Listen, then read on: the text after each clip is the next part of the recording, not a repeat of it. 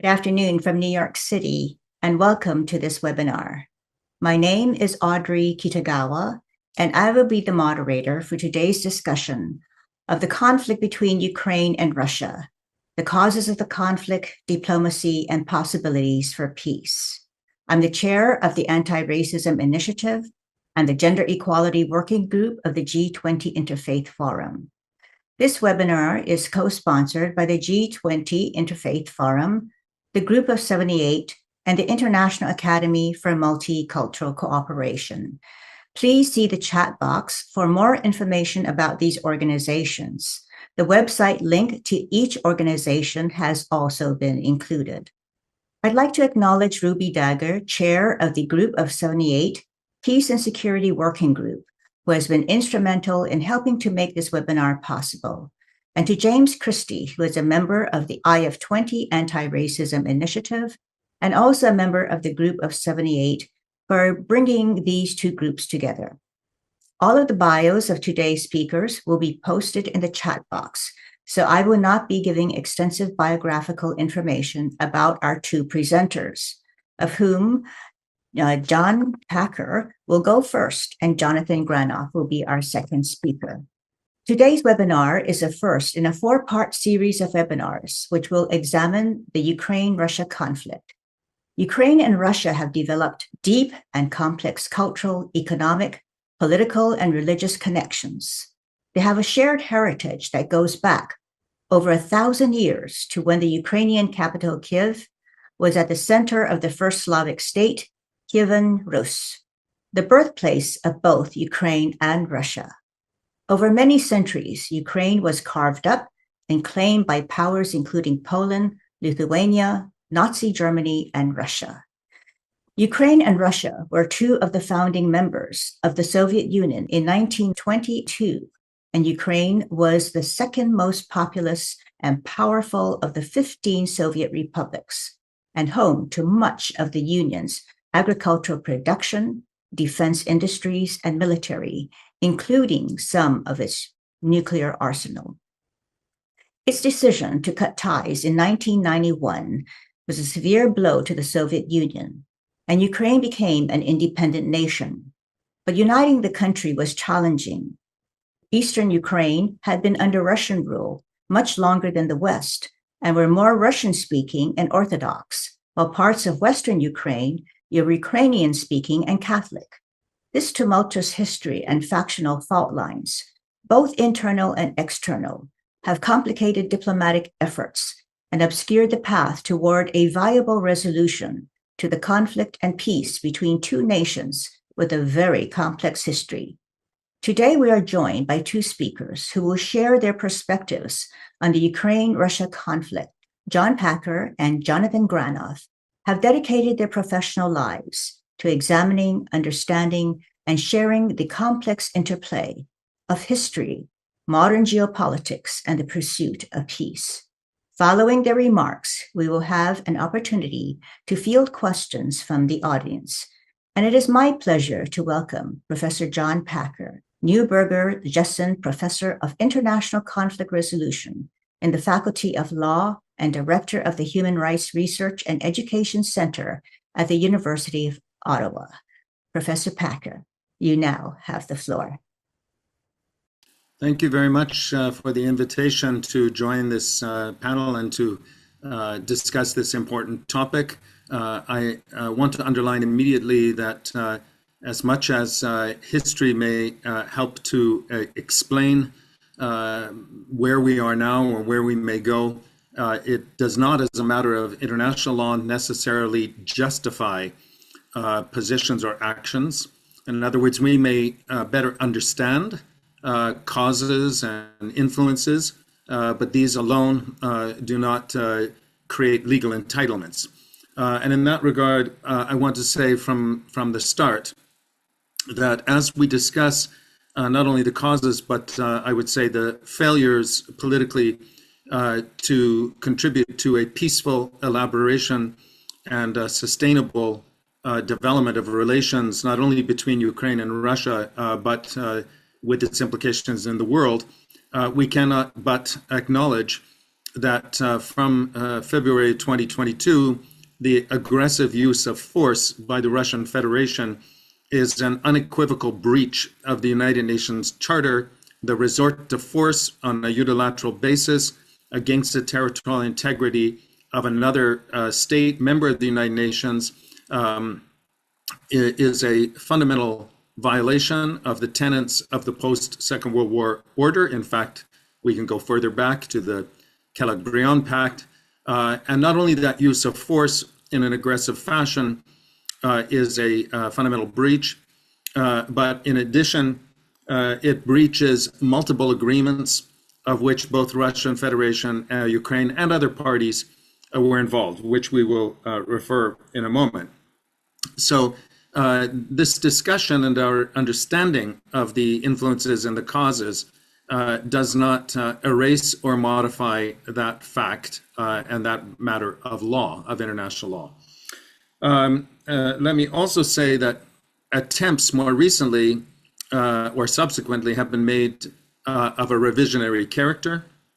For example, arguments made by Western states that, for example, the undertakings to the Budapest Agreement, more specifically in December 1994, the guarantees provided by the declarations made, effectively providing guarantees of security to Ukraine through declarations attached to the Non-Proliferation Treaty, are not only declared political undertakings, but are matters of binding international law. They are attached to commitments made, treaty commitments made by Ukraine and others to the Non-Proliferation Treaty, which is registered, including those declarations, with the Registry of Treaties held at the United Nations. So there are those who say, no, we didn't really mean it, or that was only not quite a guarantee, and so forth. That's just wrong as a matter of law. But I can also tell you from my own personal experience, it's wrong for those of us who had some involvement in those days and know what exactly were the undertakings. And for those who might be interested to know, Anthony Blinken's father was involved in those days. So this is in the family. People know exactly what those undertakings were. So what were these political failures that I'm mentioning? I want to go back to the early period at the end of the Cold War, which was one of those moments that was a big surprise for much of the world. Many people, myself included, thought that the Cold War would persist, the division with the East and West, the two principal protagonists, the Soviet Union and the United States of America, essentially competing in the world. We thought that might continue for quite a foreseeable time, and it really unraveled quite quickly. I won't go into the details of how that happened, but I do want to underline that there was a period between about 1990 and 1991. It was a great surprise and an enormous step forward when a guy named Yeltsin attended the conference on a new Europe in June 1990 in Paris. Not the Secretary General of the Supreme Soviet or of the Communist Party of the Soviet Union, but this guy who was representing the Russian Federation, and agreed at that point in June 1990 to two fundamental changes of politics which revised the kind of future of the world and created what George Bush Sr. called a new world order and its potential. And those two fundamental principles were an acceptance of peaceful relations, specifically around democratic government, that they're the will of the people, that free and fair elections should be the basis of the will of the people being the authority of government, including in the Soviet states and those of Eastern Europe, the Warsaw Pact. And second of all, that market economies should be unleashed or free from the constraints of communist ideology and essentially state-centric dictation. Those were key, and they were elaborated in subsequent agreements in the context of the then CSC, the Conference for Security and Cooperation in Europe. And for about 5 years after that period, which included very good relations, not only of the newly independent states and those like the Baltic states that were restored their sovereignty after half a century of occupation, annexation into the Soviet Union, but The foreign minister, for example, of the Russian Federation, Andrei Kozyrev, was very progressive. Russia became a member of the Council of Europe. The CSE transformed after Budapest 1994 into the Organization for Security Cooperation in Europe. And there were all these kind of integrative processes that were unfolding to build across the Northern Hemisphere from Vladivostok to Vancouver, as one spoke, meaning Vladivostok west across to Vancouver, all across the Northern Hemisphere, a united area of sustained security. So, and that was through comprehensive security, comprehensive and cooperative security, where states understood that each of their security depended on the security of each other, and that all topics were open to be discussed. In 1991, in Moscow, the CSE adopted something called the Moscow Mechanism, which allowed for states to discuss what were hitherto considered generally internal affairs, specifically human rights, but not just human rights, humanitarian and other concerns. And this prevailed until not too many years ago, when Russia declared that the current Russian Federation under Vladimir Putin declared they no longer accept those norms. In that 5-year period, and I would say a little bit longer, I'll mention, I won't recount all the things that happened multilaterally, but the Council of Europe, the OSCE, and even the UN became much more strengthened, and directly related to Ukraine, Ukraine's own membership of the Council of Europe, Ukraine's changes constitutionally. I was involved as a legal advisor to the High Commissioner on National Minorities at the time. I assisted in the first post-Soviet constitution adopted in 1996. For a long time, Ukraine was run on the basis of a single declaration from 1991. It wasn't until 96 they adopted the constitution, and also adopted 2 years later in 1998 the Autonomous Republic of Crimea constitution as an integral part of Ukraine. Those elaborated domestic legal foundational bodies, or I should say instruments, constitutions, were pursuant to also bilateral and multilateral discussions. So in the same period of time, there were visits arranged between Yeltsin, for example, coming to Kiev.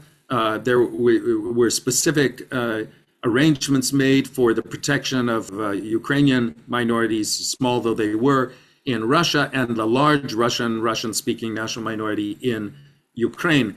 One will know that a substantial part of Ukraine, particularly in the eastern part and in Crimea, were predominantly ethnically Russian and linguistically Russian-speaking for various reasons, but that was the fact of the day.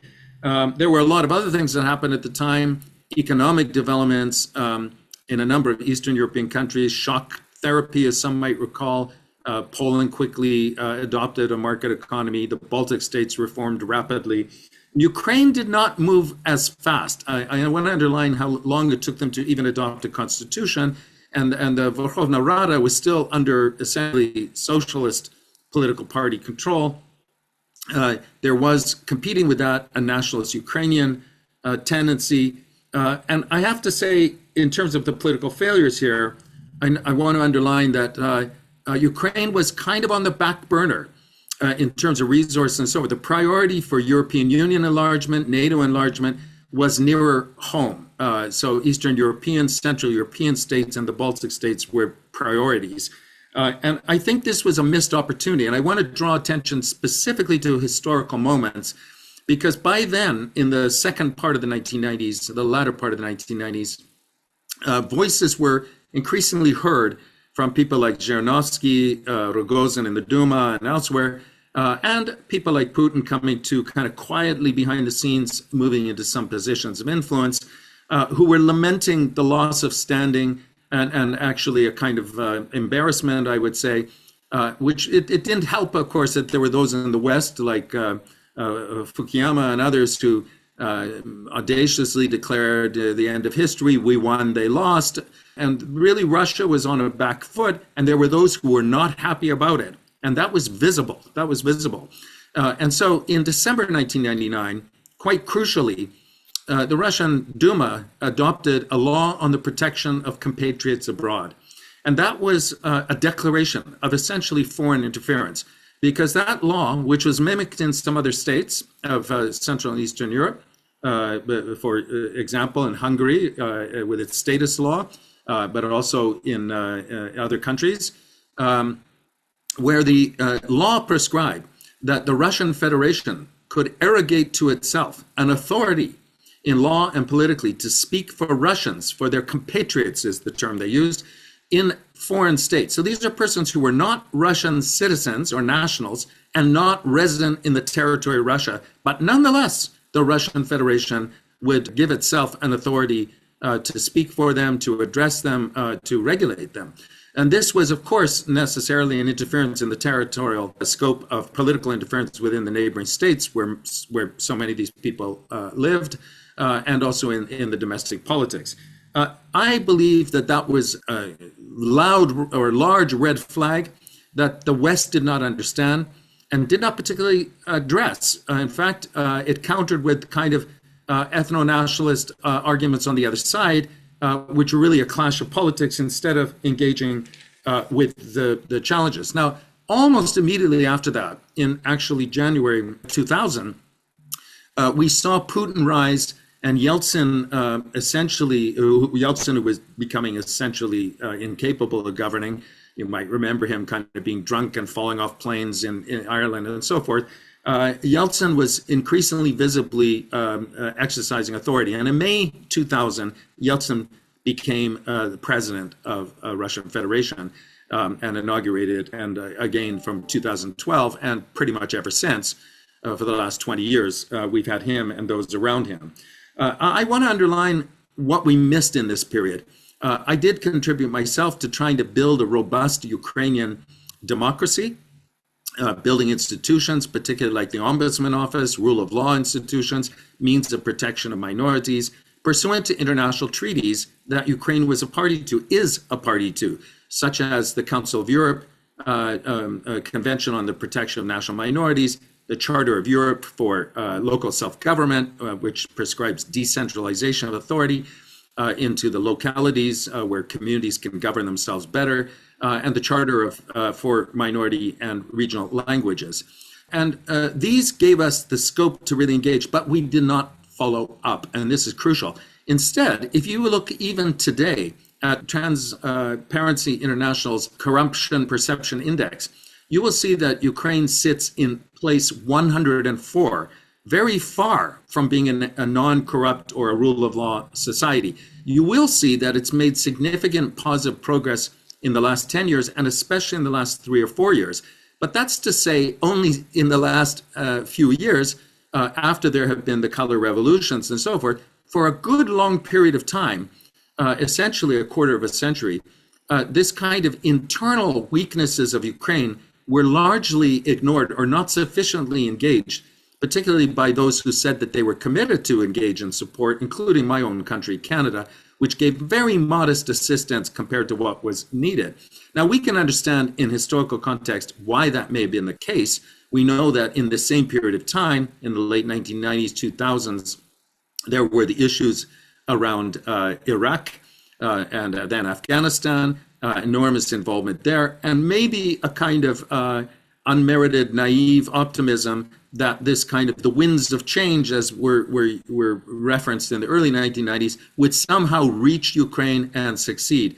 But we took our eye off the ball, and that did not actually occur. The kind of robust democratic society did not gain strength in Ukraine as one would hope, and made it vulnerable to the kind of interferences which increasingly took place. And then we know what happened in 2008 with regard to Ukraine during the Olympics, or with regard to Crimea, I should say, and later in 2014. So we saw unfolding a worsening situation step by step without robust responses on the rest of the international community. At the very same time, we saw that partners we would have hoped to be supportive were building their own capacities and strength and increasingly doubting the kind of bonus fides and credibility of some of the Western-led declarations of liberal democracy and so forth. I'm talking here about, for example, countries like Turkey, where they had been played on, in my view, by the European Union for 30, 40 years,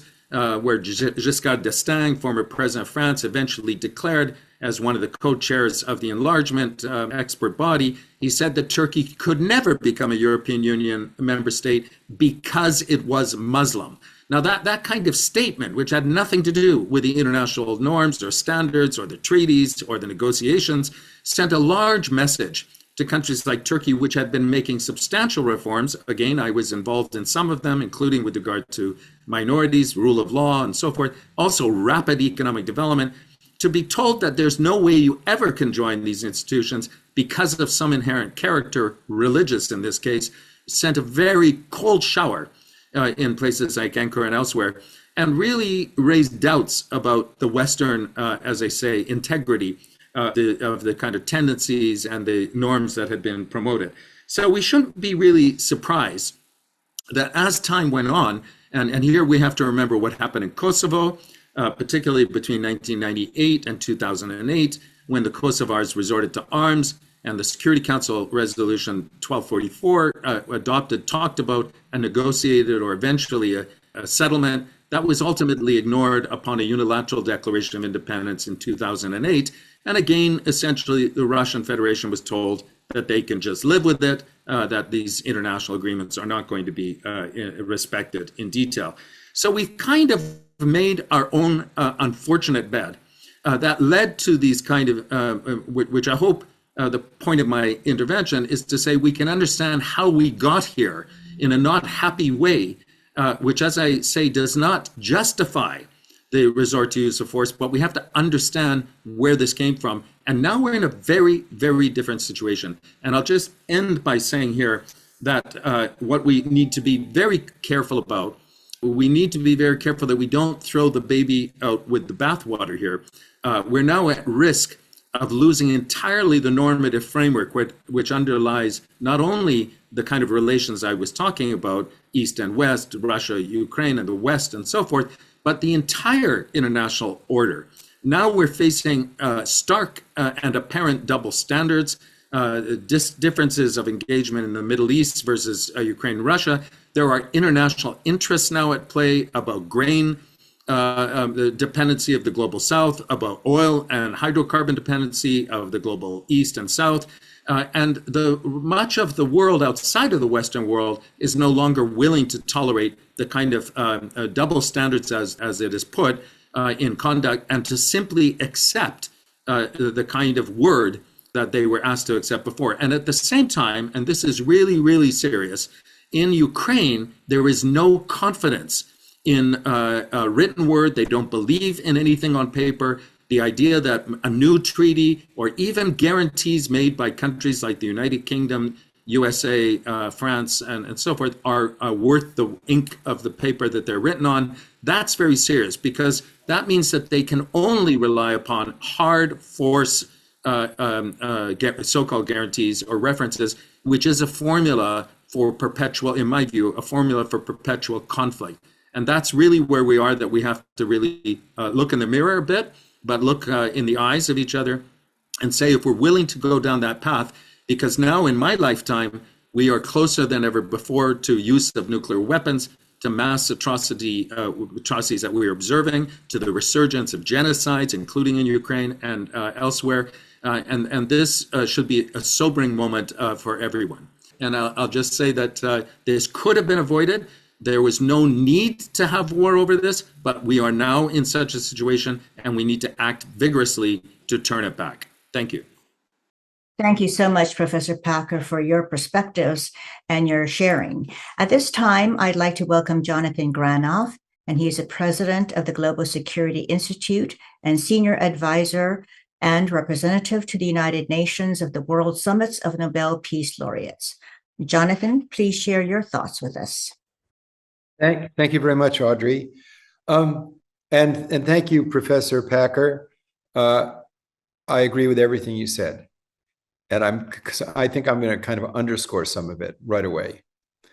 Not only is the international order structurally challenged, but the very foundation of it, that words have to mean something, pacta sunt servanda, is at risk. And let me just highlight a recent statement that was made in the G20 meeting in Delhi, signed onto by President Biden and Minister of Foreign Affairs Lavrov of Russia, as well as all the other members of the G20. You can interpret this as very positive, or the fact that it's not being lived up to as very serious. They said, in relevant part, under the chapeau of we are one earth, one family, and we share one future.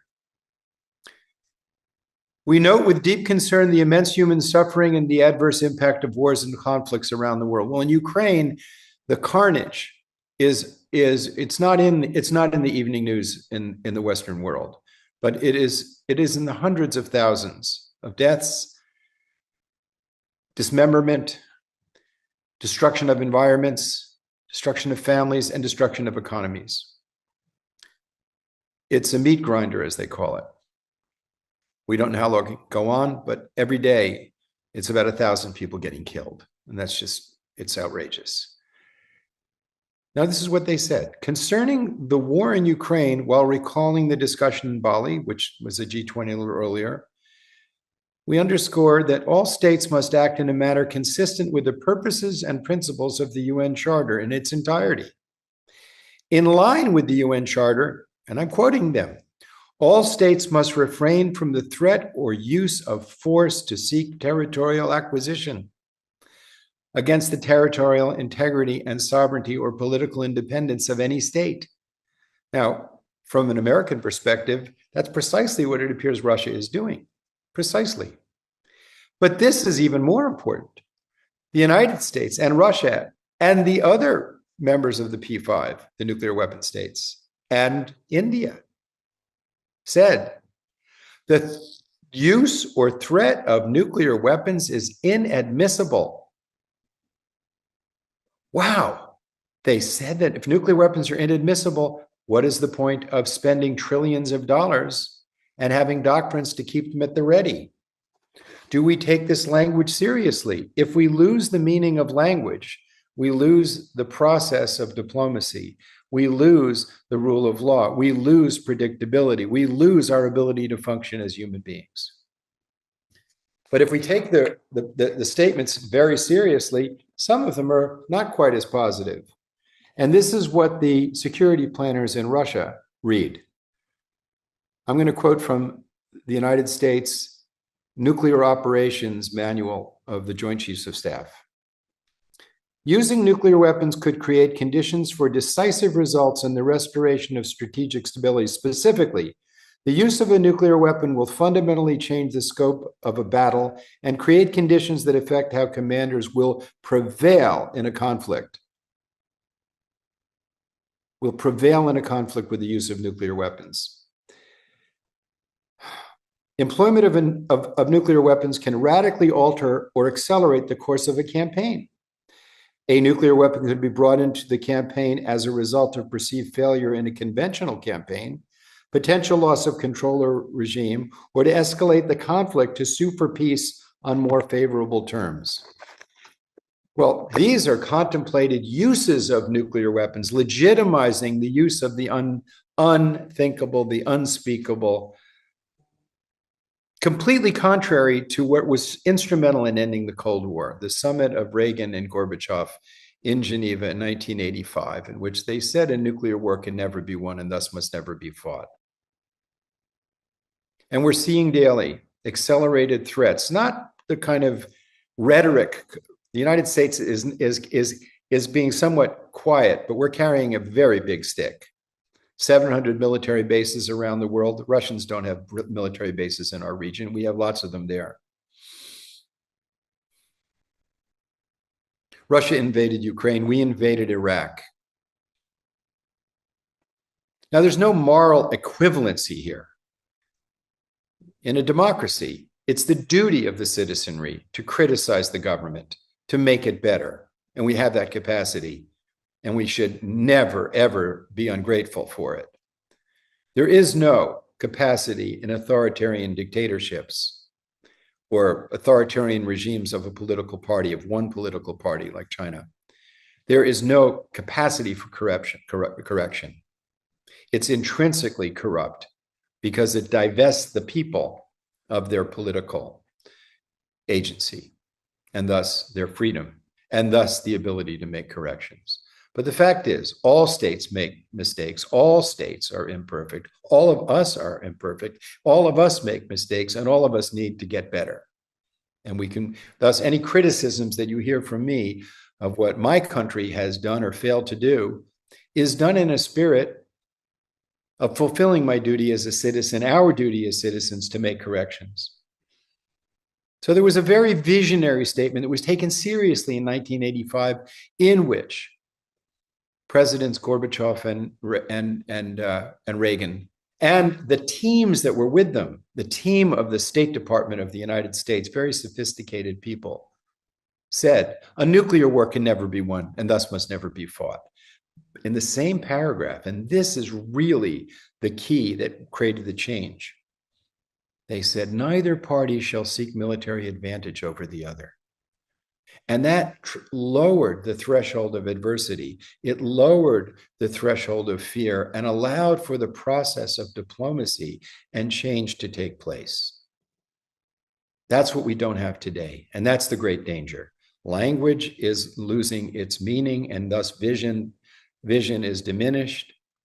And trust, the currency of the realm in diplomacy, is at a low point. We could have seen this coming in 2008 when President Bush, after our invasion of Iraq, said, we want to bring Ukraine and Georgia into NATO. Let me quote what Foreign Minister Lavrov said in relation to that.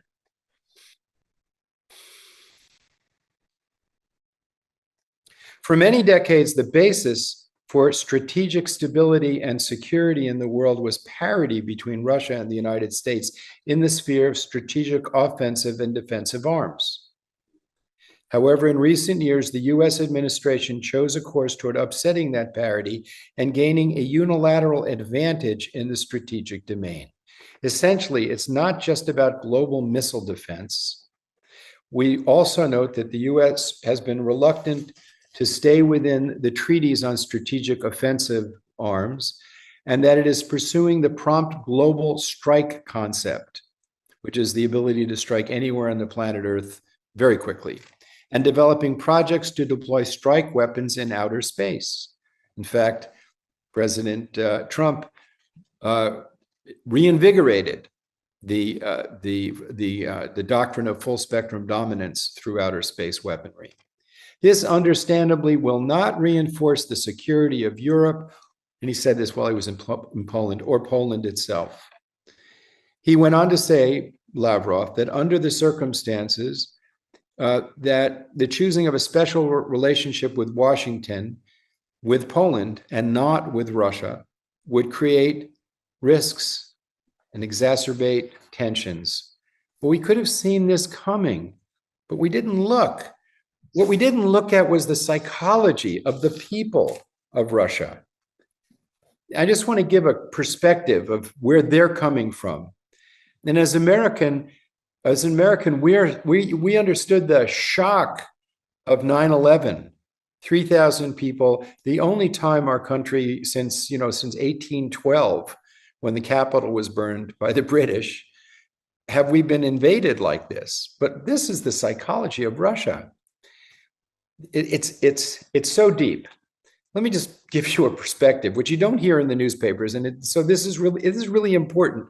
I didn't understand how important this was until I was there in 2012 at a youth conference that actually Lavrov preceded me the week before, and President Putin the week before. So this was a fairly high level event, and it took place in Vladimir, which is about 5 hours due east of Moscow.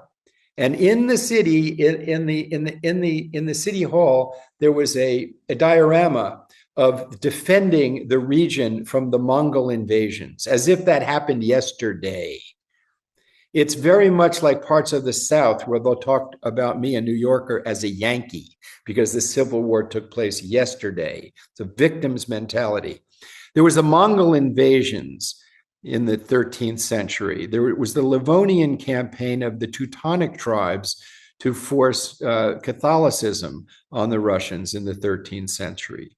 There was the Russia-Crimean War of the Ottomans, who literally invaded and destroyed Moscow in the 16th century. There's the Polish-Muscovite War of the 17th century. There's the Ingrian War with the Swedish invasion in the 17th century. Then there was a second Swedish invasion. Then there was the French invasion with Napoleon in 1812. Then there were the Crimean Wars in the 1850s, where the Ottomans, the British, and the French and the Russians were all fighting on Russian soil. There was the Japanese invasion of 1905 in the Russian-Japanese War. Then there was the Eastern Front in World War I. Then there was the Caucasus campaign with the Ottomans from 1914 to 1918. Then there was the Allied intervention in the Russian civil wars taking place from 1918 to 1925. Then there was the Japanese in Siberia in that same period. There was the Operation Barbarossa of the German invasion on the Eastern Front in World War II. And the Finns, at the same time. It goes on, but it's important. I'm sorry, I took notes about this. There was the Operation Unthinkable in 1945, where the Russians discovered a British contingency plan for a full Anglo-British invasion of Russia. And then, of course, the Cold War. And then we have the building of the military bases, the weaponization of space, the invasion of Iraq, and their great fear of the pursuit of hegemony of the United States. And it's in the DNA of the country, of the fear of being invaded and abused. So the situation we're in now is probably more dangerous even than the Cuban Missile Crisis. Because the use of nuclear weapons, the use of nuclear weapons, the ongoing threat, and the doctrines of use are so ambiguous and so uncertain, and the level of trust so corroded, that we stand in the middle of this conflict knowing the number of near misses by miscalculation, misinterpretation, human error, and sheer madness. I remind you that after the Cold War, in 1995, there was a weather satellite launched off the coast of Norway, in which the Norwegians told the Russians that they were sending a weather satellite, but it didn't get passed up the command and control. And it looked like it would be the first use of the weapon would be an electromagnetic pulse, high altitude electromagnetic pulse that would destroy the command and control of Russia. And there were 8 minutes between the launch and the time it would be over Moscow. And Boris Yeltsin had to decide whether to launch his missiles and basically end the world in that short period of time. And he said that it was only because he knew Bill Clinton and trusted him that he didn't do it. He didn't have time to really check. It was the human element there. 1983, the computers in Moscow that were monitoring all of our missiles all showed a full-scale American launch. Stanislav Petrov, one man, saved the world because he was a computer engineer, and he said in a dialogue I had with him, God didn't want the world to end. And his superior, and he didn't pass up the information of the command and control. And his superiors were confused. They didn't know whether to reward him for saving the whole world, punish him for violating his protocols. But he said what bothered them most is he believed in God. Again, human intervention in a crisis. Similarly, we had a computer chip that couldn't distinguish between a sunrise and a missile launch, a Soviet missile launch. And the reason that we were saved is human intervention. A high-ranking officer called the radar facilities in Alaska and in Greenland, and they said, we don't see anything. So we didn't do anything. Or the Cuban Missile Crisis. We know that the Joint Chiefs of Staff wanted to invade Cuba because they wanted to show that you don't threaten us. The fact of the matter we've learned subsequently is that the field commanders in Cuba had authority to launch the weapons. And had we invaded, there wouldn't be a world today. And when Robert McNamara met with people there, met with Fidel Castro, and he said, you know, if you had launched, you would have been annihilated. And Castro said, yes, we understand that would have happened. But that's the logic of the nuclear age. And that is the situation. And I could just go on of all of these eras. And in the midst of a crisis, when there's real fear, we sit with this sword over our heads with a very, very thin string holding it. That's why it's really, really important that, one, we make every form of advocacy to reinvigorate dialogue at the highest levels, plural, of civil society and government between Russia and the United States. Because Russia is responding from a victim's mentality, from an actual belief in a threat, and they are so far from being a liberal democracy, a place where people will have freedom. It's not going to happen overnight. We can't expect it. And let me explain why. I was asked to advise the Civic Chamber there in 2012. That they license just about every organization that can exist in civil society there. And it's a part of their parliament. And they asked me a question. They said, you're a leader of civil society, and we'd like to know, how do you ensure that civil society is of benefit to the security of the state? To which I replied, I have no idea. I could tell you how we ensure that the state is of benefit to civil society. Because where we come from, the state is the employee, the people are the employer. In the model that you're talking about, the state is the employer and the people are the employee. Now, the young people who grew up after Glasnost and Perestroika in the room were very happy with this answer. The older people who are now in charge of Russia, they didn't disagree. They didn't even know what I was talking about. The idea that the authority of the state comes from the people. So I think we have to realize that we have to play this game long. We've got to reduce the tensions, and we've got to, as fast as possible, start dialogue. And we cannot allow Russia to prevail in this situation, because it will only embolden autocrats and authoritarians the world over to act as he does. It will undermine the progress toward free societies, because freedom is important, the rule of law is important, global norms are important, human rights are important, and authoritarians never care about not just the laws of man, they don't care about the laws of nature. And there's no court of appeals. There's no planet B. We have to cooperate and protect the climate, the rainforest, and the oceans. These are real threats that require cooperation. And while these wars, a war like Ukraine continues, that cooperation is going to be very hard to obtain. And we are passing on a dystopian future to our grandchildren if we have them. Thank you so much, Jonathan. Okay, now we're going to open the floor for questions and answers. We're going to cut this period short. We had planned for 20 minutes. However, thank you so much for your comprehensive presentations. That was very important, and we really appreciate it. We have no questions in the question and answer box, so audience, please feel free to go to the question and answer box and submit your questions.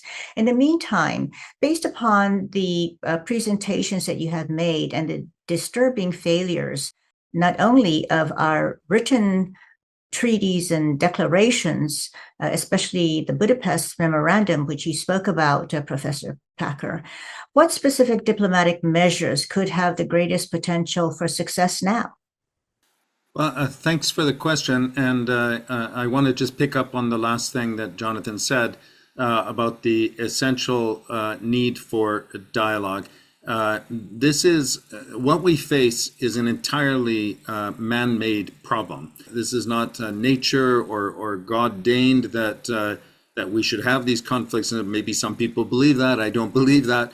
I believe that we are where we are through the constructs and the failures of human beings. But it's very, very clear that we're not going to find a sustainable peace in the absence of, as human beings, negotiating a peace, of working out an arrangement. Jonathan mentioned, and I think I had also indicated, the kind of elements that are inescapable around that: global international rule of law, for example. The words must mean something. Non-use of force must mean something. And unfortunately, it does put us in to some conundrums that, of course, in the sense of right of self-defense, and that is an inherent, a natural right, and that we cannot allow the kind of unregulated, aggressive, criminal use of force to essentially win out. But we're not going to find a sustainable peace, even if we reach a negative peace. If we stop the fighting, to use a notion that Johann Galtung invented or came up with, coined, around negative and positive peace, the idea that non-violence is a negative peace. We need to find a positive peace to deal with those kind of issues that he mentioned around global climate change, global food security, all the kind of energy transitions and so forth and so on.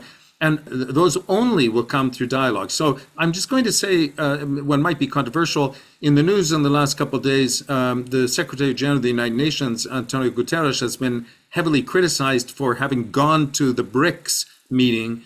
My response is he could hardly not go to the BRICS meeting. It's comprised of some of the many of the most important states in the world who are treating very serious issues. He is a servant of the member states of the United Nations when he's invited by such states, and has an opportunity to speak to many of them who are not conforming with the international rule of law. I think it behooves him to go and enter that dialogue. I'm not saying he needs to kowtow. That's a different thing. He doesn't need to bow to their whims, but he does need to go and demonstrate that his ears are open and he's willing to engage in dialogue. And I think we all should be doing that, as Jonathan said, at all levels. All efforts now are needed to get back to a dialogue so that the hot conflict, the violence, can be stopped. And the long game is for our grandchildren, for our planet, needs to be front and center. Thank you so much, Professor Packer.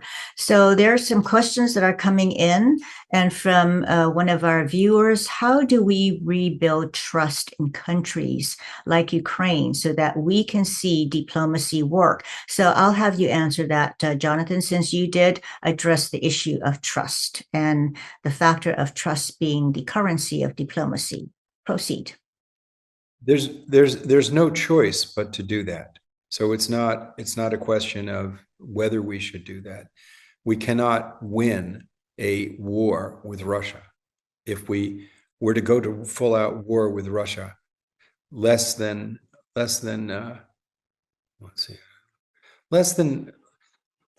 200 nuclear bombs would throw at least 5 million tons of soot into the stratosphere.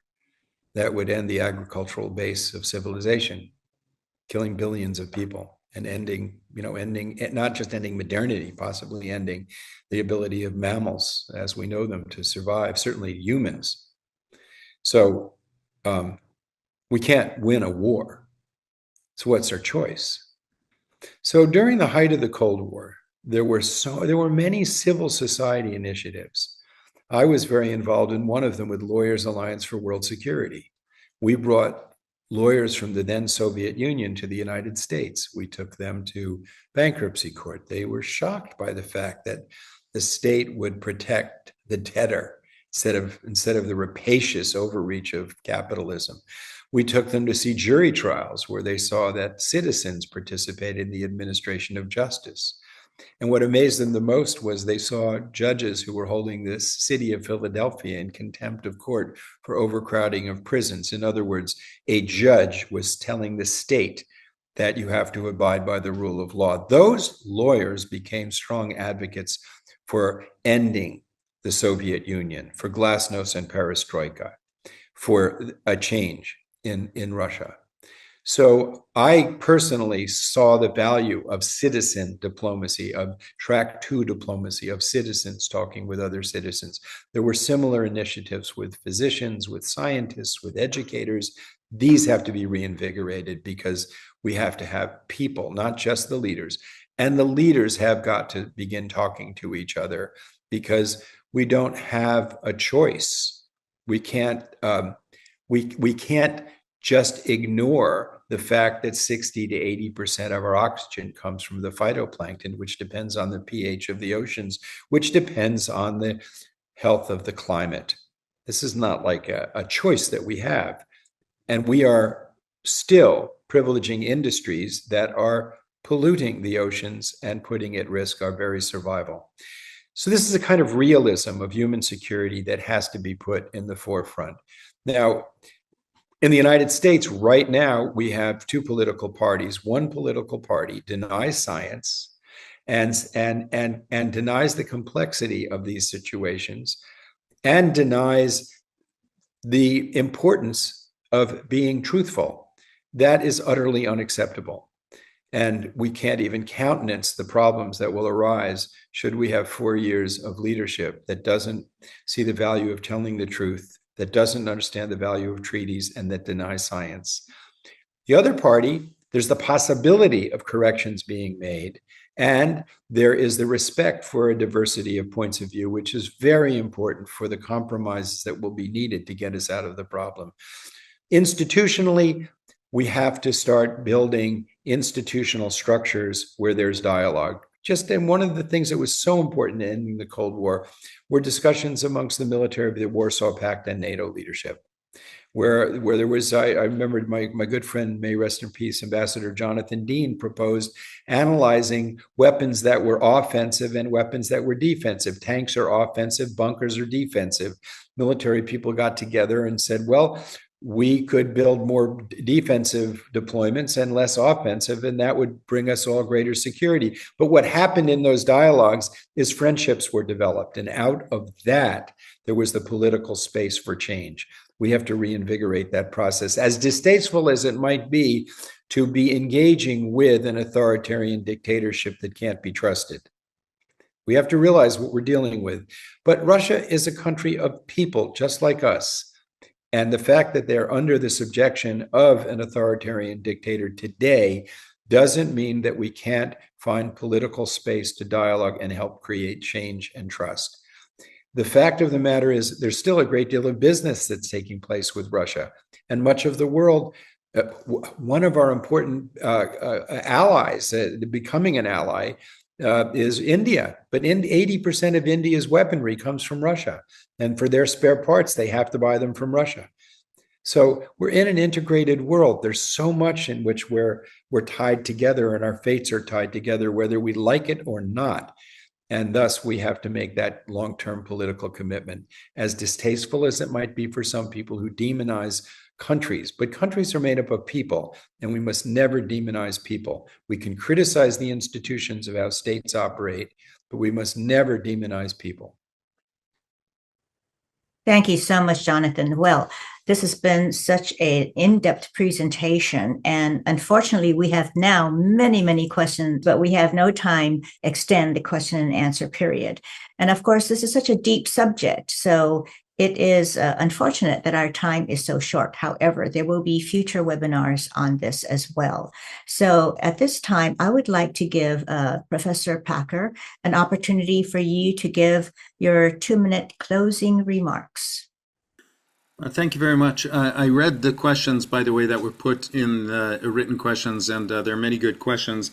And let me just say that the kind of conundrum we're facing is that the level of trust is now not only at a nadir, it's really so low, but there are now clearly acts of ill will directed against each other to undermine the kind of confidence that allowed for useful exchanges during the Cold War.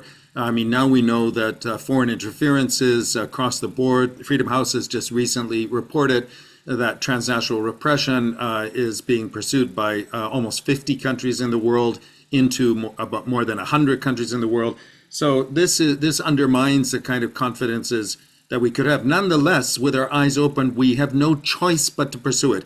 And let me just say why. Because we can certainly say, though we may blame, for example, the Russian Federation and Putin in particular, for the unequivocal resort to force in aggressive and criminal ways, acts of aggression, genocide, and so forth, the threat now is of an existential character also universally, as Jonathan has made out. And let me just underline that there are worse possibilities at hand than even Mr. Putin. And I'll say two of them. One is that Putin himself is not the worst amongst those who may have their hands on certain resources. One of the serious issues is an implosion of the Russian Federation, and people like Mr. Kadyrov of Chechnya really getting access to weapons of mass destruction and so forth. So there's an imperative that we must try, and that cannot mean to vindicate the Russian pursuit, the autocracies here. But at the same time, we have to play to the long game to find a way, and this is through people to people, through contacts that can allow us to buy time to get in a situation where wiser minds can prevail and interests over time, intergeneration, will prevail. And that's what we really have to try for. It may sound naive, but I really see no alternative to it. Thank you so much, Professor Packer. Jonathan. We're at a moment in history in which the admonition that we saw in the G20 in India, the world is one family, which it comes from the Upanishads, an ancient wisdom scripture of the Indus Valley civilization, to see all of humanity with equality. The vision upon which America is implicitly based, that all of us are equal, that we are all part of one equal community. That has become a practical necessity. That is the compass point that we have to move toward. That's become a practical necessity to see that there are a number of threats that require a perspective of human security first, and states as ways of achieving greater security. And the focus is on human security. Now, there are so many, I'll just give an example of the kind of thing that's worked in the past.